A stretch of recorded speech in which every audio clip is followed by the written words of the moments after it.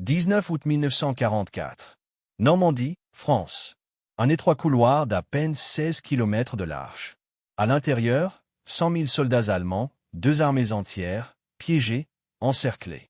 Mourants. Les chars du général Georges Patton se trouvaient à seulement 24 km de les encercler. Complètement. Une offensive rapide et la guerre en France aurait pu se terminer en quelques jours. Mais vint alors l'ordre qui changea. Tout. Stop. N'avancez pas. Patton était stupéfait.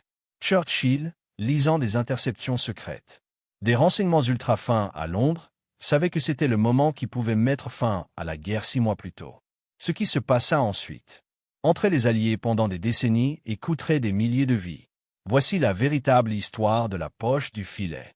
La bataille où l'hésitation a transformé une victoire décisive en une occasion manquée.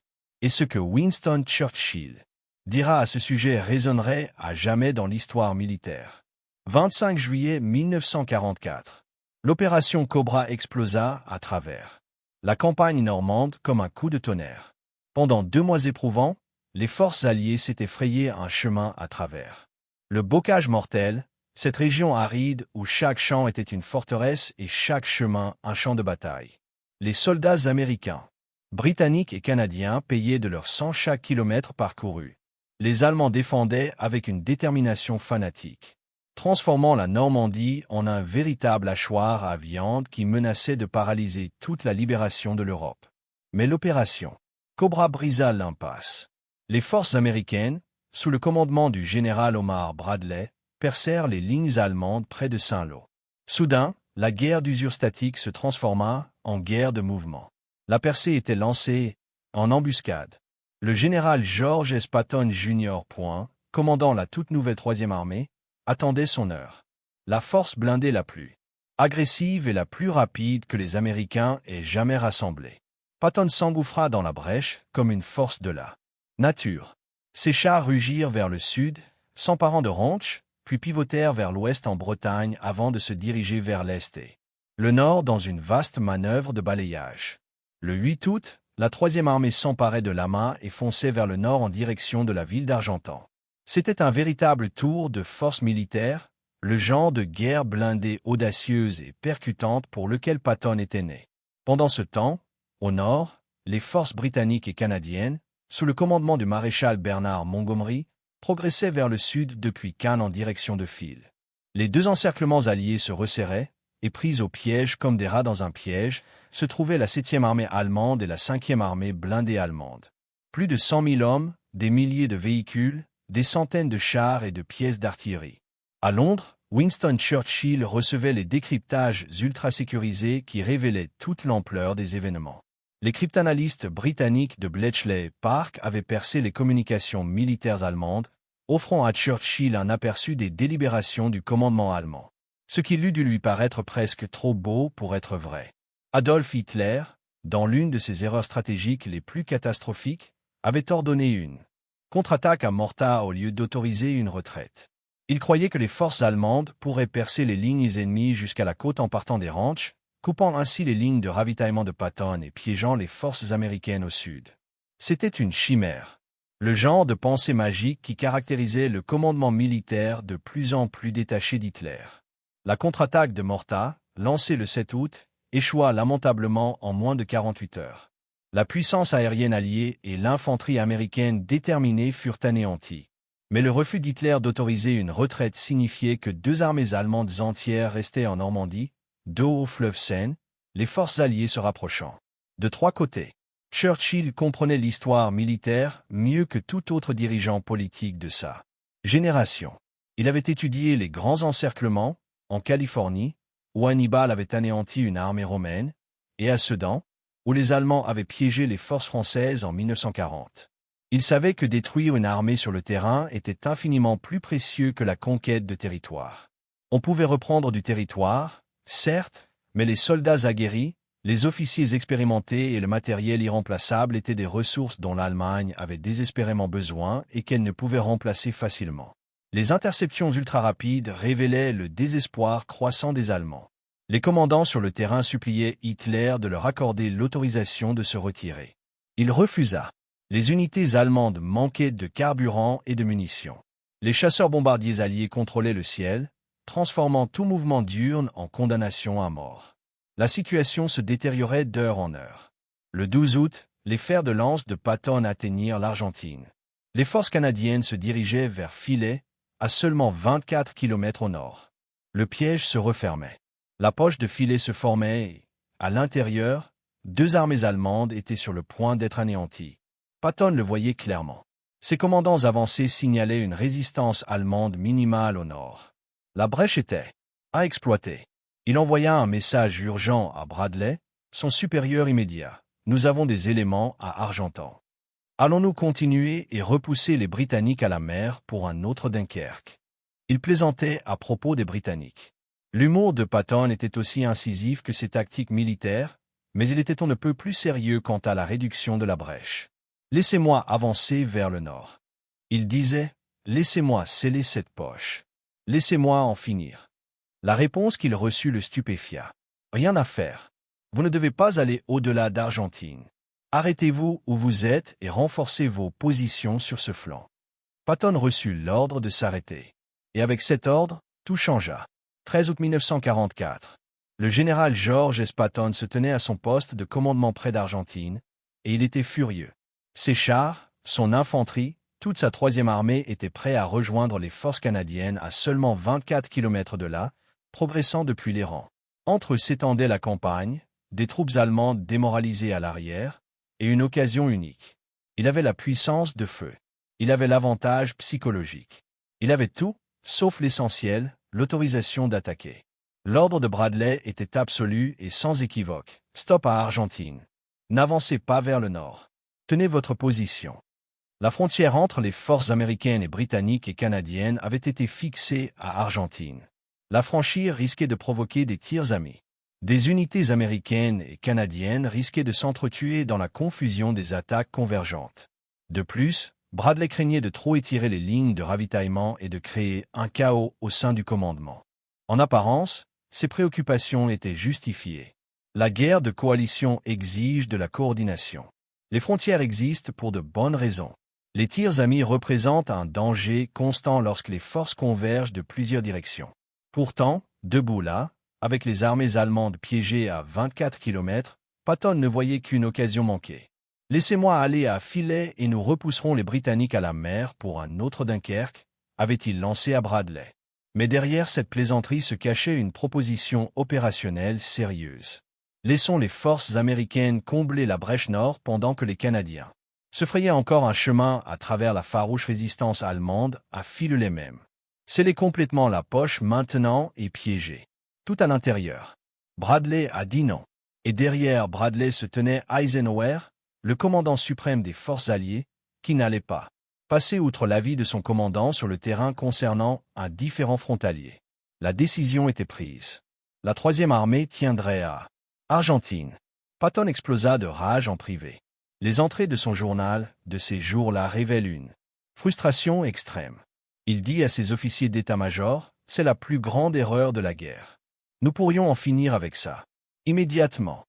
Il arpentait la pièce comme un tigre en cage, écoutant les rapports radio des unités allemandes déferlant vers l'est à travers la brèche que ses chars auraient pu combler. À Londres, Winston Churchill recevait les rapports de situation avec une inquiétude croissante. Les décryptages ultra décrivaient avec force le désespoir allemand à l'intérieur de la poche. Le maréchal Gunther von Luga, commandant le groupe d'armée B, essayait désespérément d'organiser un retrait ordonné, mais ses forces se désintégraient sous des attaques aériennes et des bombardements d'artillerie constants.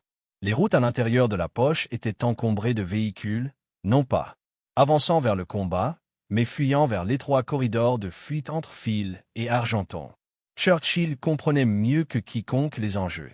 Il avait vécu la Première Guerre mondiale, où des occasions de victoire décisives avaient été soumises à maintes reprises par des commandants trop prudents. Il avait vu le corps expéditionnaire britannique s'échapper de Dunkerque en 1940 parce que les forces allemandes avaient hésité au moment critique. Il avait étudié l'histoire militaire avec passion et savait que les guerres se gagnaient non par une compétence prudente, mais par des actions audacieuses au moment décisif. La première armée canadienne progressait plus lentement que prévu. La ville de Kiel elle-même était lourdement défendue par des troupes SS allemandes, qui combattaient avec une détermination fanatique typique. Chaque rue devenait un champ de bataille. Chaque bâtiment devait être nettoyé. Les Canadiens faisaient preuve d'un courage et d'une persévérance magnifiques, mais la guerre urbaine est un travail lent et sanglant. Pendant ce temps, le quartier général de Montgomery continuait d'insister sur le maintien des frontières convenues. L'interdépendance, affirmait-il, était primordiale. Mieux valait une progression contrôlée et organisée que de risquer le chaos aussi. Les unités empiétaient sur les zones d'opération des autres. Le 14 août, Churchill rédigea un télégramme soigneusement formulé à l'attention du général Eisenhower. En tant que Premier ministre, Churchill ne pouvait donner d'ordre militaire aux forces américaines. Cela aurait constitué une violation. La structure de commandement avait été approuvée par tous, mais il pouvait exprimer ses inquiétudes, formuler des suggestions et souligner les priorités. Son télégramme insistait sur l'importance capitale de combler complètement et rapidement la brèche dans la poche. Il citait des exemples historiques où des encerclements incomplets avaient permis aux forces ennemies de s'échapper et de se reconstituer. En privé, Churchill était bien plus direct. Selon plusieurs conseillers et membres du cabinet présents aux réunions durant ces jours critiques, Churchill exprima une profonde frustration face à la perspective qu'une telle opportunité en or soit gâchée par une prudence excessive et des préoccupations bureaucratiques concernant les limites et la coordination en temps de guerre. Il aurait déclaré « Il y a des moments où l'audace est la seule sagesse. Nous sommes dans l'un de ces moments. » Mais la décision resta inchangée. La 3e armée de Patton était stationnée en Argentine. La brèche demeurait ouverte. Et, par elle, comme l'eau à travers un barrage fissuré, les forces allemandes commencèrent à affluer. À l'intérieur de la poche, la situation se dégradait et devenait un véritable enfer.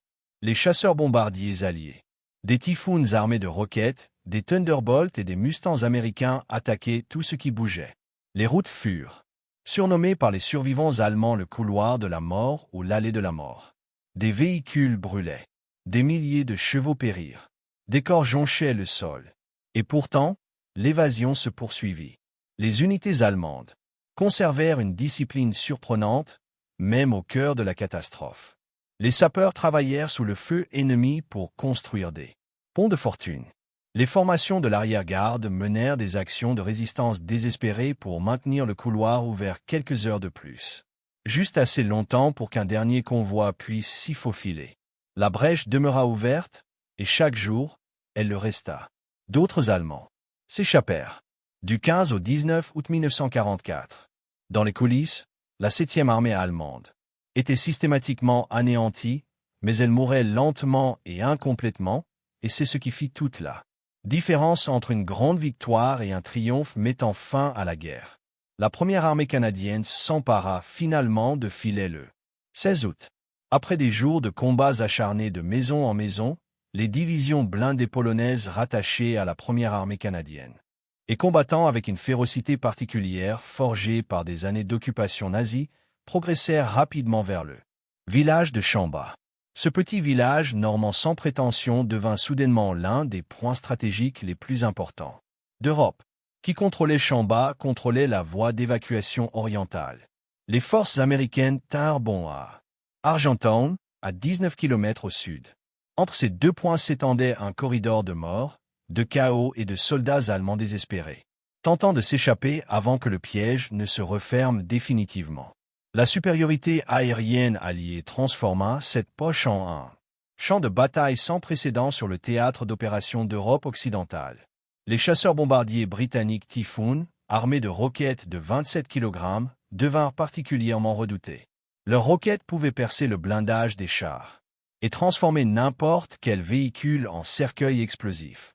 Les P-47 Thunderbolt et P-51 Mustang américains patrouillaient le ciel en relais, assurant une couverture continue de l'aube au crépuscule. Par beau temps, les avions alliés effectuèrent près de 3000 sorties dans la poche. Un pilote britannique de Typhoon, interrogé après la bataille, décrivit avoir vu en contrebas une rivière de feu s'étendant sur des kilomètres le long des routes. Un autre pilote américain dit que l'on aurait dit que quelqu'un avait pris tous les véhicules de France, les avait empilés les uns sur les autres, puis y avait mis le feu. Simultanément, l'image de l'enfer était partagée par tous ceux qui en étaient témoins depuis les airs. À Londres, Churchill recevait 2 fois par jour des synthèses détaillées des renseignements. Les décryptages ultra révélaient l'effondrement de la structure de commandement allemande. En temps réel, le 15 août, le maréchal Voluga disparut pendant des heures, sans contact radio avec son quartier général. Hitler, déjà paranoïaque et de plus en plus déconnecté de la réalité, Hitler soupçonna immédiatement von Kluge de tenter de négocier une reddition avec les Alliés. La vérité était plus prosaïque, mais tout aussi révélatrice. Le véhicule de commandement de von Luga avait été mitraillé par des chasseurs alliés, et il avait passé des heures caché dans un fossé, hors de toute communication. Mais les soupçons d'Hitler suffirent. Von Luga fut immédiatement rappelé en Allemagne. Sachant ce qui l'attendait, probablement l'arrestation, la torture et l'exécution, von Kluge se suicida avec une capsule de cyanure le 19 août, alors qu'il était ramené en Allemagne. Le maréchal Walter Model le remplaça, mais la bataille était alors déjà jouée. La réputation de génie défensif de Model ne pouvait rien changer à la réalité fondamentale. 2 armées allemandes étaient piégées et anéanties. Pourtant, malgré la destruction apocalyptique, malgré l'écrasante suprématie des Alliés, malgré les attaques aériennes et les bombardements d'artillerie constants, l'évasion se poursuivit. Ce fut peut-être l'aspect le plus remarquable de la bataille. Même en pleine catastrophe, les soldats allemands conservèrent une discipline et une cohésion qui impressionnèrent même leurs ennemis. Les divisions SS, notamment la 2e division blindée SS du Reich et la 12e division blindée SS Hitler-Jugend, menèrent des actions d'arrière-garde avec une détermination fanatique. Leur objectif n'était pas de gagner, mais de gagner du temps, de tenir leur position juste assez longtemps pour permettre à d'autres unités de s'infiltrer. Il ne s'agissait pas de positions défensives qu'ils comptaient tenir des jours, mais de résistance sacrificielle qui se mesurait en heures, voire en minutes. Pourtant, chaque heure et chaque minute comptaient. Sous un bombardement constant, les sapeurs allemands construisirent des ponts de fortune sur la Dive. Lorsque les ponts étaient détruits, ils créaient des gués. Lorsque les gués devenaient impraticables, ils organisaient des traversées à la nage pour l'infanterie. La retraite fut chaotique, mais c'était un chaos organisé, une distinction essentielle. La frustration de Churchill grandissait de jour en jour. La Grande-Bretagne avait payé un prix exorbitant lors de la campagne de Normandie. Les pertes britanniques et canadiennes dans l'avancée laborieuse de Cannes avaient été effroyables. Alors que le grand encerclement qui aurait pu justifier tous ces sacrifices était à portée de main. L'hésitation organisationnelle permettait à des milliers d'Allemands de s'échapper. Le 18 août, lors d'une réunion du cabinet de guerre, Churchill fit une déclaration soigneusement consignée dans le procès-verbal officiel. Il loua le courage et l'habileté des forces alliées tout en exprimant sa crainte qu'une timidité opérationnelle au moment décisif ne permette à l'Allemagne de préserver une armée plus importante que la situation ne le justifiait. C'était un langage diplomatique, mais la frustration sous-jacente était palpable. La brèche fut finalement comblée le 19 août lorsque les forces polonaises et américaines firent leur jonction près de Chamba et du village voisin de Limbé-Sardive. Le corridor fut scellé. La poche de Falais était fermée, mais il avait fallu 7 jours depuis l'arrivée de Patton-Argentan. 7 jours durant lesquels le corridor d'évasion resta ouvert au moins une partie de chaque jour. Les correspondants de guerre et les officiers de renseignement qui pénétrèrent dans la poche après sa fermeture eurent du mal à décrire ce qu'ils découvrirent. Un journaliste américain écrivit que l'odeur était la première chose qui vous frappait. L'épaisse et âcre odeur de mort imprégnait tout, telle une présence tangible.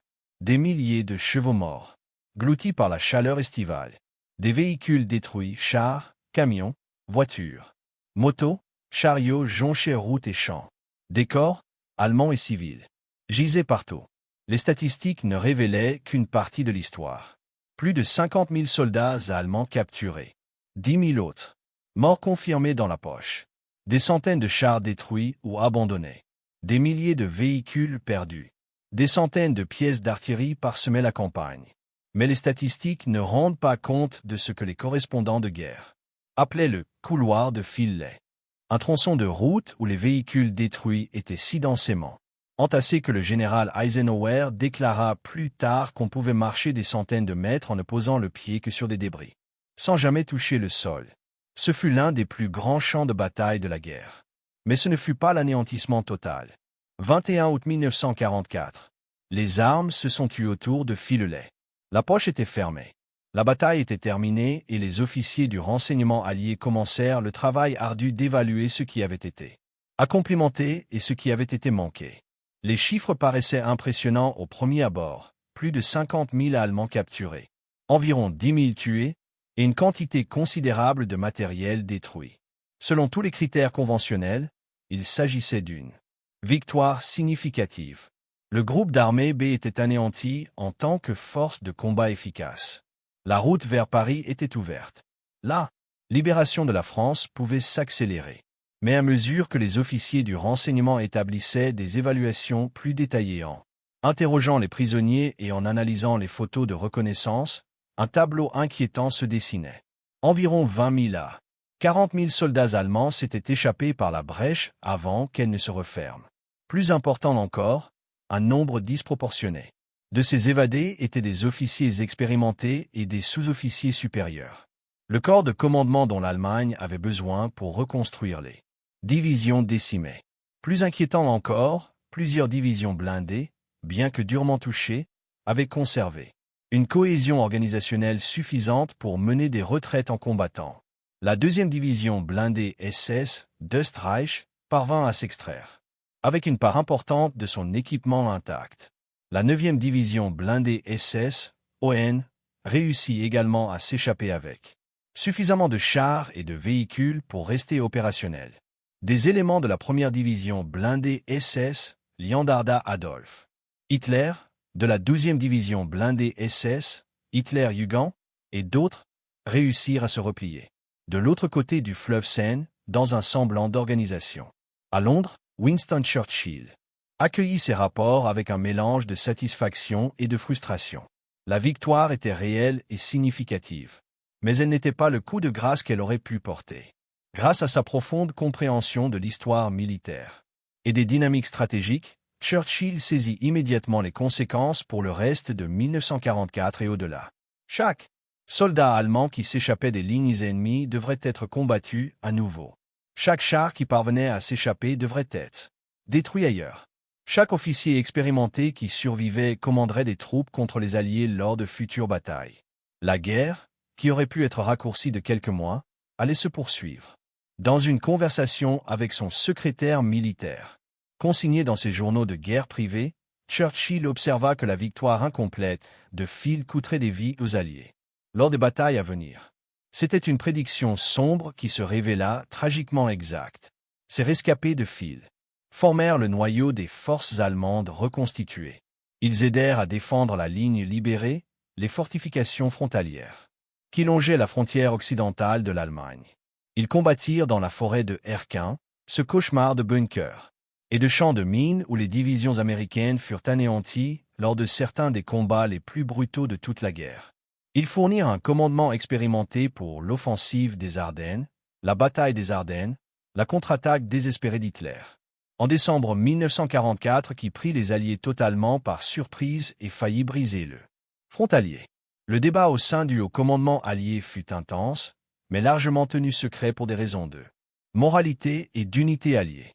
Patton n'a jamais pardonné à Bradley l'ordre d'arrêt donné en Argentine. Ses entrées de journal et ses interviews ultérieures témoignent d'une amertume profonde face à ce qu'il considérait comme une timidité impardonnable à ce moment critique.